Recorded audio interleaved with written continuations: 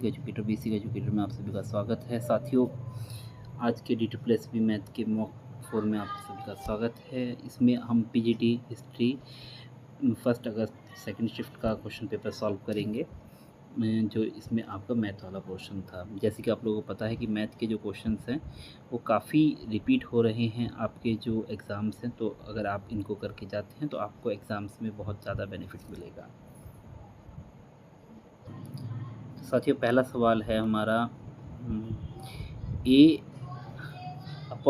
= 4/3, तो इसका मान हमें निकालना है। a² + b² upon a² - b²। तो इस तरीके के जो सवाल होते हैं तो इनमें हमें कुछ नहीं करना होता है, आपको दिमाग कोई लगाने की जरूरत नहीं। तो a = 4 मान लेंगे और b = हम 3 मान लेंगे, क्योंकि रेशियो है। तो यहाँ पे अगर मान लें k भी मान लेते हैं तो वो स्क्वायर होके बाहर निकल जाएगा, तो उसकी कोई वैल्यू नहीं है। तो यानी कि 4² + 3² और आपका 4² और माइनस आपका 3²। तो 4 चौक 16 और 3 तिया 9 और 4 चौक 16 माइनस 9। तो 16 + 9 कितना हो जाएगा आपका 25, और 16 में से 9 के आपका कितना हो जाएगा 7। 25/7 जो है वो आपका आंसर हो जाएगा, यानी कि सेकंड वाला आंसर आपका सही है इसमें।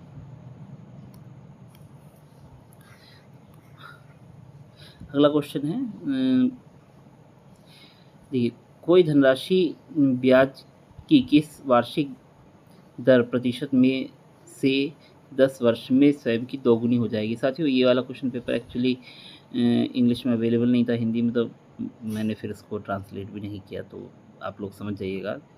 तो सीधी सी बात है, अगर कोई धनराशि दोगुनी हो रही है, यानी कि SI जो है वो आपका P के इक्वल हो जा रहा है। तो P के इक्वल हो जा रहा है तो P × R × T/100, यानी कि SI अगर आपका P के इक्वल हो गया तभी तो आपका राशि दोगुनी हो गई है। तो यहाँ पे P से तो आपका P कट जाएगा, यहाँ पे बचेगा 1, और = R कितना है हमारे पास पता नहीं, और T कितना है हमारे पास 10/100। तो R = कितना हो जाएगा 100/10, यानी कि 10%। R कितना हो जाएगा हमारा 10%, यानी कि तीसरा इसमें आंसर आपका सही हो जाएगा।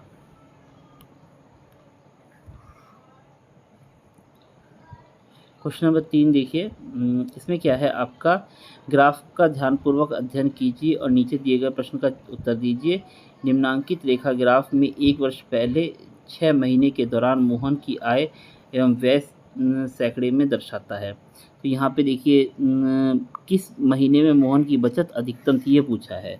तो आप देखिए, इसमें ग्राफ में जो ये डिफरेंस है, ये वाला और ये वाला, ये जो नीला वाला है वो आय का है, और जो पीला वाला है वो आपका व्यय का है। यानी कि इन दोनों का डिफरेंस सबसे ज़्यादा जहाँ पे होगा वही वाला जो है महीने में उसकी बचत सबसे ज़्यादा होगी। तो 102 में से 155 घटाएंगे तो लगभग आपके यहाँ पे 45 और 47 रुपये बचेंगे। यहाँ पे 185 में से 182 घटाएंगे तो यहाँ पे आपका 63 रुपये बच रहे हैं, और यहाँ पे 256 में से यहाँ 50 रुपये बच रहे हैं। यहाँ पे आपका 8 और 49 रुपये बच रहे हैं आपका। यहाँ पे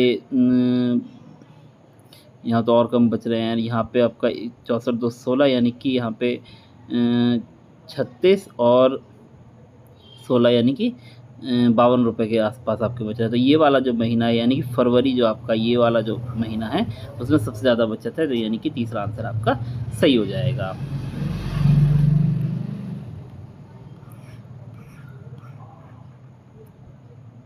अगला क्वेश्चन देखेंगे, राम एक काम को 25 दिन में और योगी किसी काम को 35 दिन में पूरा करता है। कुछ दिन साथ काम करने के बाद राम काम छोड़ देता है और शेष काम योगी 23 दिन में पूरा करता है। उन्होंने साथ में कितने दिन काम किया। तो एक चीज़ बताइए, राम का एक दिन का काम कितना होगा 1/25, और योगी का एक दिन का काम कितना होगा 1/35। अब मान लीजिए दोनों ने कितने दिन काम किया, x डेज साथ में काम किया। तो यानी कि राम ने जो काम कुछ दिन करने के बाद छोड़ दिया है, तो यानी कि राम, अगर दोनों ने x डेज साथ में किया तो राम ने x डेज काम किया होगा प्लस 1/35, और y ने जो शेष काम है कुछ दिन साथ में काम करने के बाद शेष काम को योगी ने 23 दिन में पूरा किया। तो यानी कि योगी ने जो काम किया है x + 23 दिन किया है, = टोटल कितना काम हुआ हमारा 1। अब यहाँ पे हम एलसीएम ले लेते हैं 25 और 35, यानी कि 25 5 गुणा 5 और ये हमारा 5 गुणा 7, तो 5 कॉमन आ गया है, तो यानी कि 5 गुणा 5 गुणा 7, तो यानी कि 25 सत्ते 25 छक्का 150, 175 हो जाएगा। तो यहाँ पे 25 सत्ते, तो यहाँ पे 7x और 35 पंजे होगा, तो यहाँ पे आपका 5 से इसकी मल्टीप्लाई होगी तो 5x प्लस 5 से इसको 5 या 15 का 5 हासिल लगा, 1 5 दूनी 10 और 1 11 इज इक्वल टू 1। तो आगे क्या हो जाएगा, 7x और 5x 12x प्लस 115 बराबर 175, 12x बराबर 175 माइनस 115, 12x बराबर कितना हो जाएगा 0 और 60, और x बराबर 60/12 यानी कि 5, यानी कि x की वैल्यू जो आ जाएगी वो कितनी आ जाएगी 5 डेज। तो यानी कि दोनों ने साथ में मिलकर कितने दिन काम किया था, 5 दिन।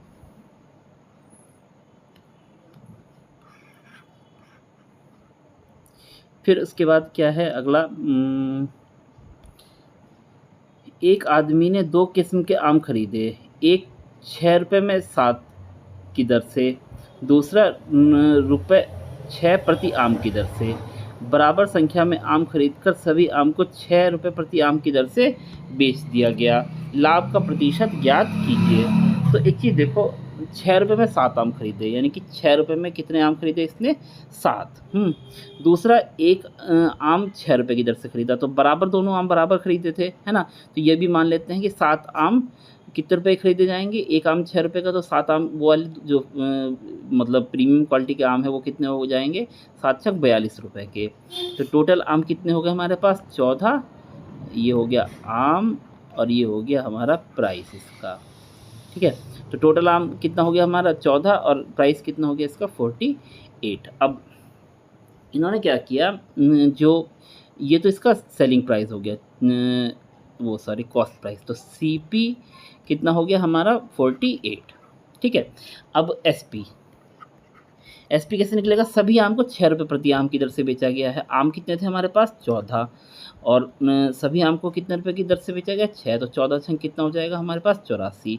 तो यहाँ पे गेन कितना हो जाएगा हमारे पास 84 माइनस 48, तो यानी कि 84 में से 48 गया, 14 में से 8 गया 6 बचा, 7 में से 4 गया 3 बचा, तो 36 हमारा गेन हो गया। और गेन परसेंट का फॉर्मूला हमें पता है, gain percent is equal to gain upon CP into 100। तो गेन अपॉन CP इंटू 100 आ गया। फिर उसके बाद हम क्या करेंगे, गेन कितना था हमारे पास 36 अपॉन CP कितना था हमारे पास 48 इंटू 100। अब इसको काट लो, 6 छंग 36 और 6 छठे 48, और यहाँ पे 2 तिया 6, 2 चौक 8 और 25 चौका 100 और 25 तिया कितना हो गया हमारा 75। तो 75% हमारा क्या हो गया गेन परसेंट। तो ये वाला हमारा पहला वाला इसका आंसर सही हो गया। फिर इसके बाद देखो आगे,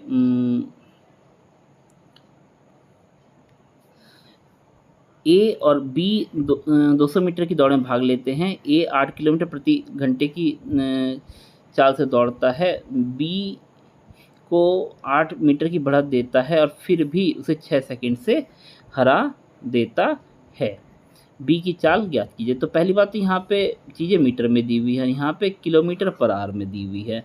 तो हम क्या करते हैं, ए की चाल या जो स्पीड ऑफ ए है उसको मीटर पर सेकंड में बदलते हैं। तो 8 को क्या कर देंगे हम 5/18 से गुणा, तो 2 चौक 8 और 2 9 18 और 20/9 मीटर पर सेकंड, ये हो गई हमारी स्पीड ऑफ ए। अब एक चीज़ ध्यान दो, अगर बी को 8 मीटर की बढ़त दी है उसने, तो इसका मतलब क्या है, बी को 8 मीटर की बढ़त देने के बाद बी को इसका मतलब कितना चलना है, बी को हमारा 192, भाई 200 में से 8 मीटर की बढ़त दे दी तो बी को कितना चलना है 192, और ए को टोटल 200 चलना है, ठीक है ना। अब जो फिर भी जो ए है उसको 6 सेकंड से हरा देता है। तो यानी कि जो बी का टाइम है वो क्या है, ज़्यादा है, और ए का टाइम क्या है, कम है, उतनी ही डिस्टेंस चलने में जो दोनों की जो डिफरेंस है वो कितना है, 6 है। यानी कि जो बी को 192 मीटर कवर करने में कितना टाइम लगेगा, मान लीजिए स्पीड ऑफ बी एक्स, तो बी को चलने में कितना टाइम लगेगा, 192 मीटर, तो 192 यानी कि डिस्टेंस अपॉन आपका स्पीड, तो यानी कि 192 अपॉन एक्स हो जाएगा। और फिर उसके बाद जो ए है हमारा, ए को वहाँ तक 200 मीटर कवर करने में कितना टाइम लगेगा, तो 200 बटा, अब ए की चाल कितनी थी हमारा, 20 बटा 9, तो यानी कि 20, और ये जो 9 चला जाएगा हमारा ऊपर, अपॉन दोनों, फिर भी वो 6 सेकंड के डिफरेंस से हरा दे रहा है, यानी कि दोनों का जो डिफरेंस है वो कितना आ जाएगा, 6। इसको मैंने पहले क्यों रखा है, क्योंकि भाई ये स्लो चल रहा है तो इसका टाइम ज़्यादा होगा, इसका टाइम कम होगा। अब एक काम करते हैं, हम इसको सॉल्व करते हैं, इसको वो करेंगे तो 10 हो जाएगा, यहाँ पे कितना हो जाएगा हमारा 90, तो 192 बटा एक्स बराबर यहाँ पे 90 हो जाएगा, 90 इधर आके प्लस का हो जाएगा, तो यहाँ पे हो जाएगा 96, तो एक्स बराबर 192 बटा 96, 96 से 192 को काटे कितने टाइम जाएगा ये हमारा, 96 9 दूनी 18, 2 बार पूरा पूरा चला जाएगा, तो यानी कि एक्स कितना आ जाएगा हमारे पास, 2 मीटर पर सेकेंड। एक्स की वैल्यू कितनी आ गई, 2 मीटर पर सेकेंड। अब 2 मीटर पर सेकेंड आने के बाद देखिए इसको क्या बोला है, जो यहाँ पे जो चीज़ें दी हुई हैं वो किलोमीटर पर आवर में दी हुई हैं, तो किलोमीटर मीटर पर आवर में कन्वर्ट करने के लिए हम क्या करते हैं, 2 को किससे मल्टीप्लाई कर देंगे, इसका उल्टा, तो यानी कि 18/5, और 18 दूनी कितना हो जाएगा हमारे पास, 36/5, ये कटेगा तो है नहीं, 5 सत्ते 35, और दूनी किलोमीटर पर आवर, तो यहाँ पे 7.2 किलोमीटर पर आवर, यानी कि चौथा जो आंसर है वो क्या हो जाएगा हमारा, ठीक हो जाएगा।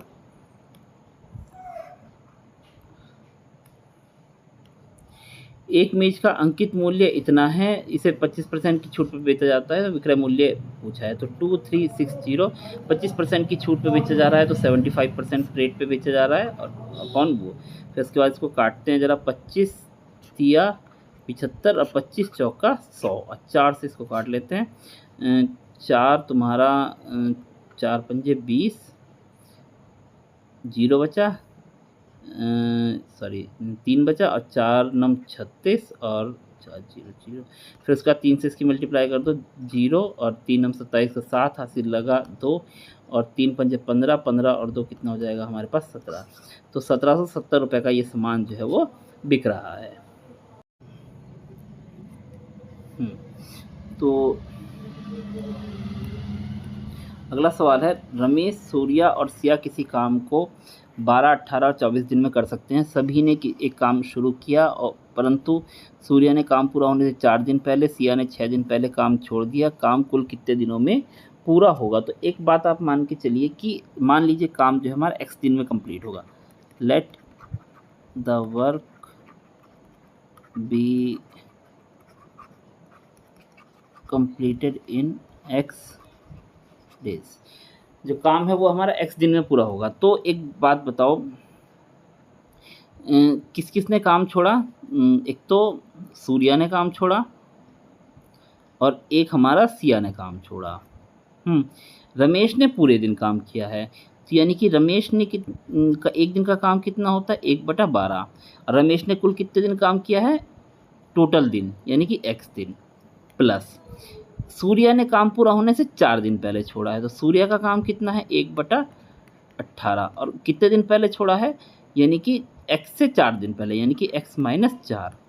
और सिया का काम कितना है, 1/24, और सिया ने कितने दिन पहले छोड़ा है, x - 6, यानी कि 6 दिन पहले, यानी कि x - 6।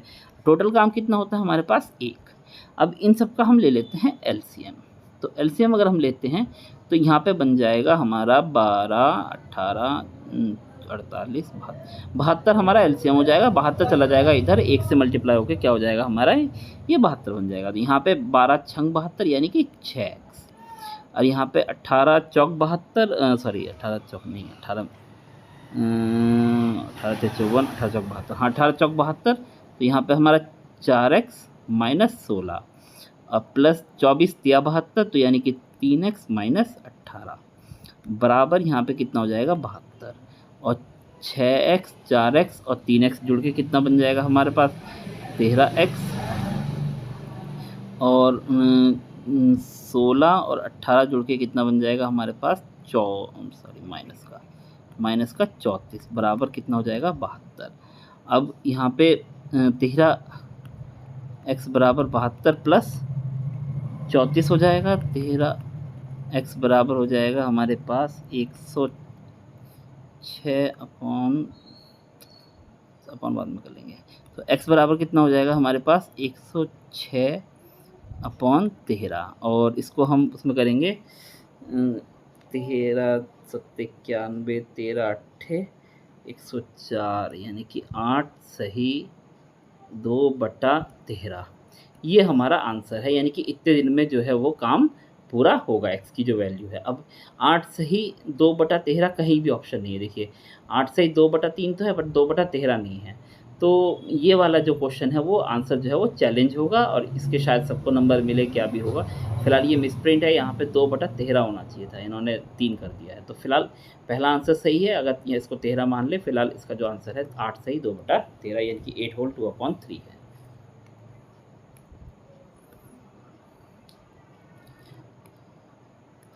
अगला क्वेश्चन देखिए, 13 संख्याओं का औसत 8 है, प्रत्येक संख्या को 6 से गुणा किया जाए तो नया औसत कितना होगा। बहुत आसान क्वेश्चन है, औसत को सीधा सीधा 6 से गुणा कर दो, 8 छंग 48, 48 आंसर हो जाएगा। 3 घंटियाँ क्रमशः 24, 60 और 72 सेकंड के अंतराल पे बजती हैं, 10 बजे वे एक साथ बजी, तो अगली बार वे कब बचेंगी। तो इस तरीके के क्वेश्चन हम लोगों ने बचपन में बहुत करे हैं। 24, 60 और 72 का क्या कर लो, एलसीएम ले लो, 12 दूनी 24, 12 पंजे 60 और 12 छंग 72, और 2 कर लो, 2 एकम 2, 5 और 2 तिया 6, और 12 दूनी कितना हो जाएगा हमारे पास, ये 12 पंजे 60 हो जाएगा, और 2 तिया कितना हो जाएगा 6, और टोटल कितना हो जाएगा हमारा, इसका जो एलसीएम है वो कितना जाएगा हमारा 6 और 6 छंग 36, यानी कि 360 सेकेंड। इसको मिनट में कन्वर्ट कर दो, 360/60 यानी कि 6 मिनट, यानी कि 6 मिनट के बाद वे सारी घंटियाँ एक साथ बजेंगी। तो अगर 10 बजे बजी थी तो अगली बार 10:06 पे वो घंटियाँ जो हैं वो साथ में बजेंगी, तो 10:06 पे साथ में बजेंगी। क्वेश्चन नंबर 11 देखते हैं। इसमें क्वेश्चन नंबर 11 में क्या है, थोड़ा सा चक्रवृद्धि ब्याज को आप अच्छे से करके जाना। हर एक क्वेश्चन पेपर में चक्रवृद्धि ब्याज का क्वेश्चन आ रहा है। तो एक धनराशि को निश्चित वार्षिक चक्रवृद्धि ब्याज की दर से निवेश करने पर 1 वर्ष में इतना और 2 वर्ष में इतना हो जाता है। हमें आर फाइंड करना है, तो हमें ए का फॉर्मूला पता है। तो सपोज A1 कितना है हमारा, P1 1 + R1/100, ठीक है। A2 P2 1 + R2/100।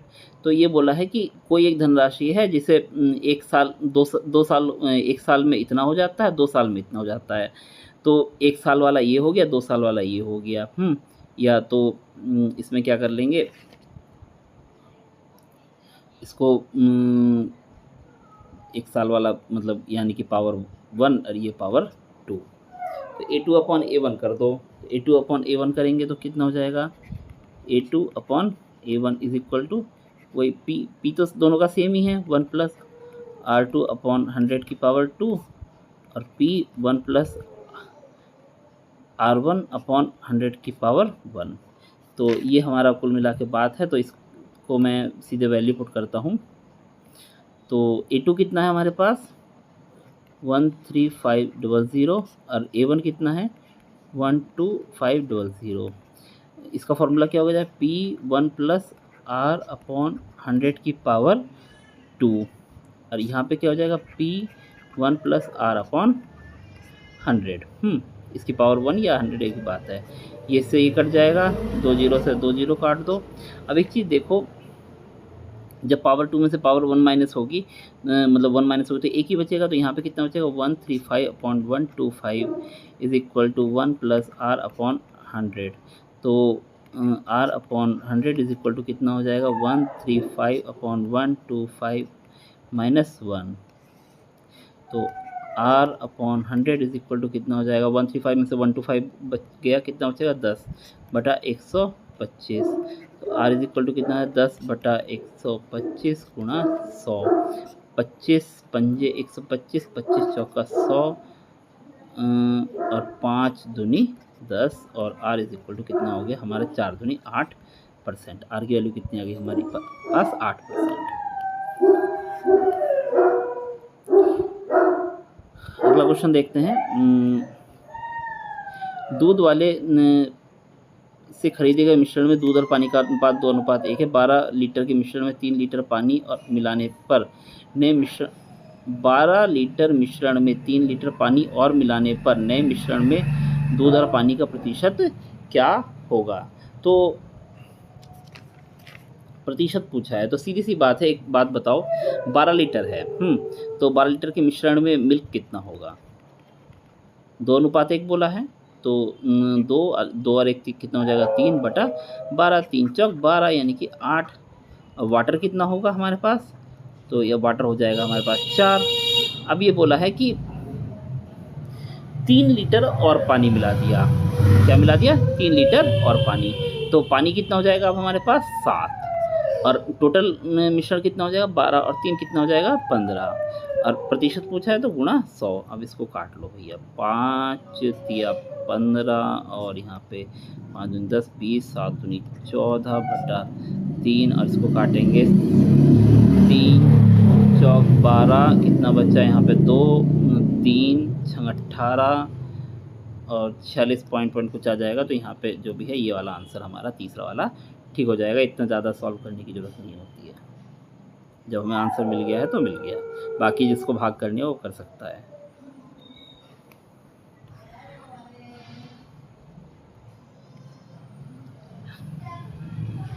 ये देखो, एक त्रिभुजाकार प्रिज्म का आयतन इतना है, आधार की लंबाई इतनी और आधार त्रिभुज की ऊंचाई इतनी, प्रिज्म की ऊंचाई पूछी है।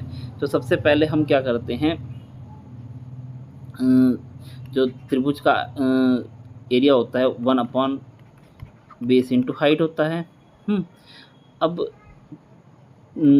हाफ दिया है, बेस कितना दिया है 12 दिया है और त्रिभुज की ऊंचाई कितनी दी हुई है हमें 6, तो 2 छंग 12 और 16 छंग 96 सेंटीमीटर।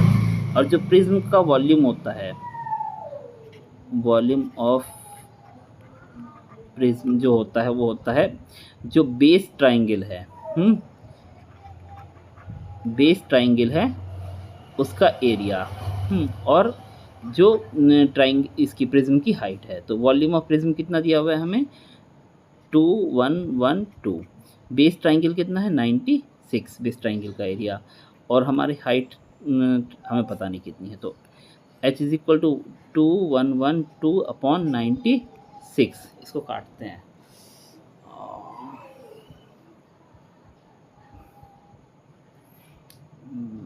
6 से काटें, 6 16 छंग 96 और 6 18 और कितना बचा यहाँ पे 3 और 6 पंजे 30 और 6 दूनी 12 और 16 से इसको काटते हैं, 16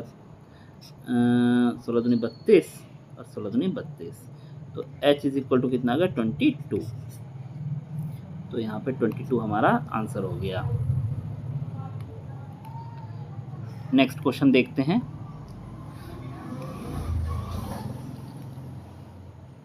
अ, 90 किलोमीटर पर आवर की गति से चल रही रेलगाड़ी एक खंभे को 20 सेकंड में पार करती है।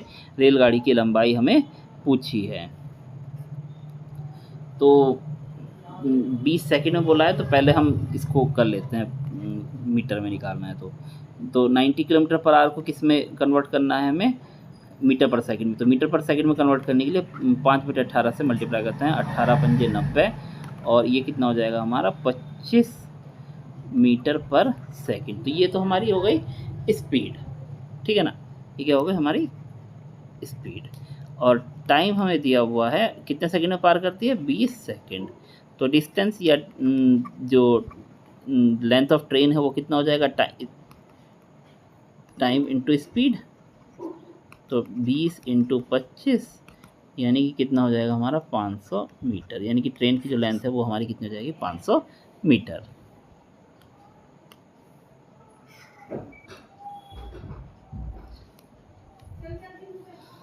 रमेश 18% का लाभ टमाटर 18% के लाभ पर टमाटर बेचता है, गलत बाट का प्रयोग करता है जो वास्तविक वजन से 12 मीटर, क्या बोलूँ, 12% कम है।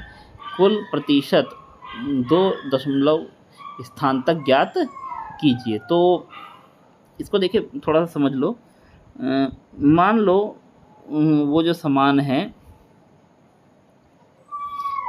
वो गलत बाट का इस्तेमाल कर रहा है, तो वो दिखा रहा है कि वो जो सामान है वो 100 रुपये का है, ठीक है ना, पर वो वास्तविक वजन से 12% कम बाट का इस्तेमाल कर रहा है। तो एक्चुअली में जो उसकी कॉस्ट लग रही है उसको कितनी लग रही है, 100 में से 12 गया, ये एक तरीके से मार्क प्राइस है, यानी कि ये दिखा रहा है। तो 100 में से 12 गया, कितना हो गया हमारे पास, 88, ठीक है। अब जो सेलिंग प्राइस है यहाँ पे बताया है कि प्रॉफिट पे बेच रहा है 18%, तो 100 रुपये तो उसने दिखाया है। अब उस पर 18% प्रॉफिट हो जाएगा तो कितना हो जाएगा, 118। तो गेन कितना हो जाएगा उसका टोटल, SP माइनस CP, तो यानी कि 118 माइनस 88, तो 8 में से 8 गया 0, और यहाँ पे हो जाएगा हमारा 30। तो 30 हो गया, और गेन परसेंट पूछा है कि कुल प्रतिशत, तो gain percent is equal to कितना हो जाएगा, 30, यानी कि गेन हुआ है, और CP कितना बैठा था उसका, 88 गुणा 100, 4 से काटो 22 आएगा, और यहाँ पे कितना आएगा 25, और यहाँ पे कितना आ जाएगा 11, और इसमें काटो यहाँ जाएगा 15, और 15 से 25 की गुणा करो, 15 पंजे 75 का 5, हासिल लगा 7, 15 दूनी 30, 30 और 7 37 बटा 11। फिर इसको डिवाइड करते हैं, 11 तिया 33, और कितना बचा यहाँ पे 4 45, तो 11 चौक 44, तो कुछ भी 34 पॉइंट समथिंग आ जाएगा। तो ये वाला चौथा वाला जो आंसर है वो हमारा सही है।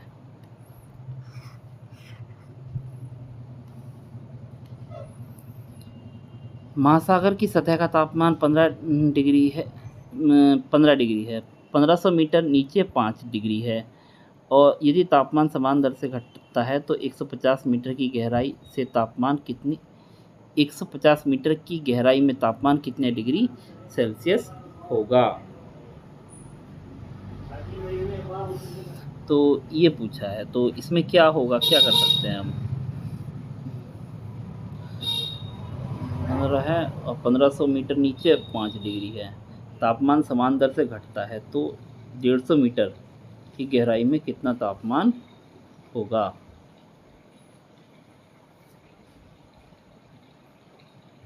तो देखो एक चीज़ देखो, सतह पे 15 डिग्री है, और इस पे इतना है, तो 1500 मीटर जाने में जो तापमान में कमी आती है वो 10 डिग्री की आती है ना। तो 1 मीटर नीचे जाने में तापमान में कितनी कमी आएगी, 1/1500, और 150 मीटर जाने में तापमान में कितनी आएगी, 10/1500 गुणा 150। 1 0 से 1 0 काटते हैं, 1 0 से 1 0 काटते हैं, 15 से 15 काटते हैं, यानी कि 1 डिग्री, यानी कि 150 मीटर की गहराई पे जाने पे कितने डिग्री की कमी आएगी, यानी प्रति 150 मीटर पे 10 डिग्री 1 डिग्री की कमी आएगी। तो पहला आंसर इसमें सही है। क्वेश्चन नंबर 17,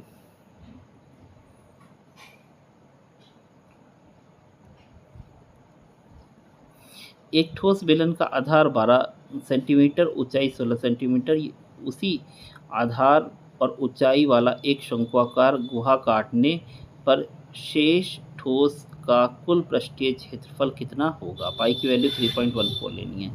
तो एक बेलन है, ठोस बेलन है ये, इसमें से हमने एक शंकु काटा है ऐसे, हुँ, तो क्या होगा देखिए, जब इसका ये मान लीजिए ठोस है, तो ये वाला जो एरिया होगा ये कुल पृष्ठीय क्षेत्रफल बोला है ना, तो ये वाला एरिया हो गया हमारे पास, ये एरिया जोड़ना पड़ेगा, ये एरिया जोड़ना पड़ेगा, मतलब ये तो टोटल हो जाएगा, मतलब लेटरल सरफेस एरिया हो जाएगा। और इसके अलावा हमें ये जो इसका वाला एरिया है, तो इसमें क्या-क्या चीज़ें जोड़नी पड़ेंगी देखो, एक तो एलएसए जोड़ना पड़ेगा हमारा सिलेंडर का।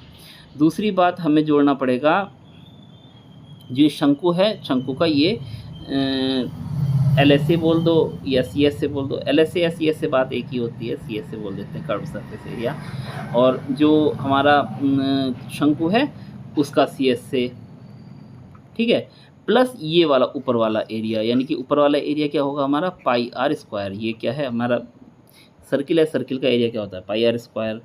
तो ये चीज़ें हमें जोड़नी होगी। अब इसका जो सिलेंडर है, सिलेंडर का सीएससी क्या होता है 2 पाई आर एच, और कोन जो है, कोन का सीएससी क्या होता है पाई आर एल, और ये हमें पता ही है पाई आर स्क्वायर। अब हमें एल और फाइंड करना है। एल फाइंड करने के लिए हमें क्या चाहिए, ये दोनों चीज़ें चाहिए। तो यहाँ पे हमारी जो हाइट दी हुई है वो कितनी दी हुई है 16 सेंटीमीटर, और त्रिज्या कितनी दी हुई है हमें 12 सेंटीमीटर। तो इसमें हम पाइथागोरस थ्योरम लगा के इसका एल फाइंड कर सकते हैं। तो 16 का स्क्वायर कितना हो जाएगा हमारे पास, 16 का स्क्वायर प्लस 12 का स्क्वायर, तो इसका रूट कर लेंगे। तो 16 का स्क्वायर होता है हमारे पास 256 और 12 का 144, तो यहाँ पे कितना हो जाएगा 400, और ये कितना हो जाएगा 20। तो एल की वैल्यू कितनी आ जाएगी हमारे पास 20। तो अब वैल्यू पुट करते हैं हमारे, तो काम कर लेते हैं, पाई तो सब में कॉमन आ जाएगा, तो पाई को बाहर निकाल लेता हूँ। तो 2 इंटू आर कितना है हमारे पास 12, एच कितना है हमारे पास 16, और पाई बाहर ले लिया। आर कितना है मेरे पास 12, और एल कितना है मेरे पास 20, और यहाँ पे आर स्क्वायर यानी कि 12 इंटू 12।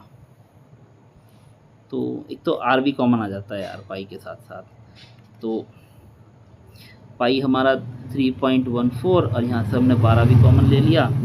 तो यहाँ पे कितना बचा 12 यहाँ से निकाल, 12 यहाँ से, 12 यहाँ से, तो 16 दूनी कितना हो गया हमारे पास 32, और यहाँ पे 20 बचा, और यहाँ पे 12 बचा।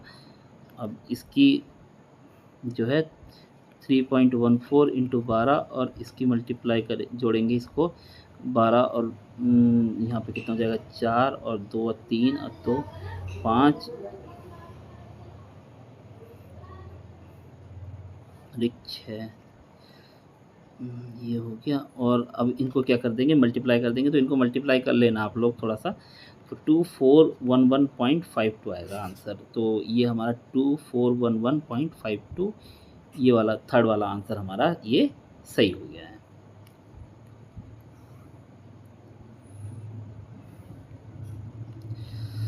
तेरह संख्याओं का औसत 7 है, प्रत्येक संख्या को 8 से गुणा है, नया औसत। सेम क्वेश्चन रिपीट हो गया, बताइए 2 नंबर फ्री के हो गए हैं। तो 7 अट्ठे 56, दूसरा आंसर हमारा ठीक है। क्वेश्चन नंबर 19, किसी गेहूं की कीमत में गेहूं की कीमत में 16.8% वृद्धि होने पर गृहिणी को खपत में कितने प्रतिशत कमी करनी चाहिए कि खर्च ना बढ़े। तो देखिए इस तरीके के जो क्वेश्चन होते हैं मैं आपको बता देता हूँ, इसका एक फॉर्मूला इस्तेमाल होता है x/100 plus minus x into 100। अगर मान लीजिए किसी की कीमत क्या हो रही है हमारी घट रही है, किसी चीज़ की कीमत घट रही है और पूछा है कि खपत कितनी बढ़ा दें, तो यहाँ पे घट रही है तो माइनस साइन इस्तेमाल होगा।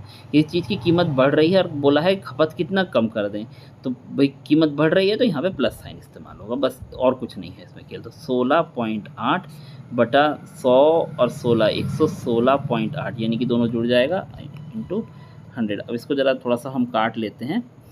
तो काटने के लिए हम इस्तेमाल करेंगे इसमें पॉइंट से पॉइंट उड़ा दो, 4 से काटते हैं, 4 चौक 16 और 4 दूनी 8, और 4 दूनी 8 और 3 बचा, 4 नम 36 और 4 दूनी 8, और फिर उसके बाद हम इसको 2 से काट लेते हैं 21, और यहाँ पे कितना हो जाएगा दो एकम 2, 2 चौक 8, 2 छंग 12 और देख लेते हैं 3 से कटेगा क्या, 4 एक 5 6 11 नहीं, ये 3 से नहीं कटेगा। तो यहाँ पे हो गया 2100 बटा 146। तो 2100 को 146 से भाग दे के देख लेता हूँ। वैसे तो काट सकता था मैं इसको, काट भी सकते हो। तो यहाँ पे कितना हो जाएगा, एक बार 146 और यहाँ बचा 4 और यहाँ पे बचा 6 और यहाँ पे हो गया 0 और 5 बार जाएगा, 5 चौक 20 और 5 2 7 हो जाएगा, ज़्यादा हो जाएगा यानी कि 4 जाएगा। तो 1/4 वाला जो ऑप्शन है वो सही हो जाएगा। इसको डिवाइड कर लेना, 14.4 ही आएगा इसका मतलब। तो हमें तो फ़िलहाल ऑप्शन से मतलब है, 14 वाला ऑप्शन ये मैच हो गया, तो इसका मतलब ये आंसर सही है। अगर कहीं पर और 14 भी दिया होता तो हमें आगे भाग करनी पड़ती। तो ये वाला जो फॉर्मूला है x/100 ± x, इसको आपको याद रखना है इस प्रकार के क्वेश्चन सॉल्व करने के लिए। क्वेश्चन नंबर 20 देखते हैं। 48 आदमी गड्ढा 14 दिन में खोदते हैं, 28 आदमी उस गड्ढे को कितने दिन में खोदेंगे। तो 48 आदमी कितने दिन में खोद रहे हैं, 14। एक आदमी कितने दिन में खोदेगा, 14 गुणा 48।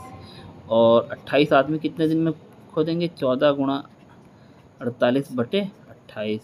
7 दूनी 14, 7 चौक 28 और 12 चौक 48 और यहाँ पे कितना आ जाएगा हमारा 24 आंसर आ जाएगा। यानी कि पहला वाला क्वेश्चन का जो है आंसर वो ठीक है। तो इस प्रकार से ये आपका मॉक टेस्ट 4 था। आपके लिए हम आगे भी लेके आते रहेंगे। आप लोग इसको अपने जो भी D2+B के एस्पिरेंट्स हैं उनके साथ शेयर कीजिए और चैनल के साथ बने रहिए। चैनल को सब्सक्राइब कीजिए, वीडियो को लाइक कीजिए और D2+B की तैयारी करते रहिए। धन्यवाद। Thank you. Thanks for being with basic educator.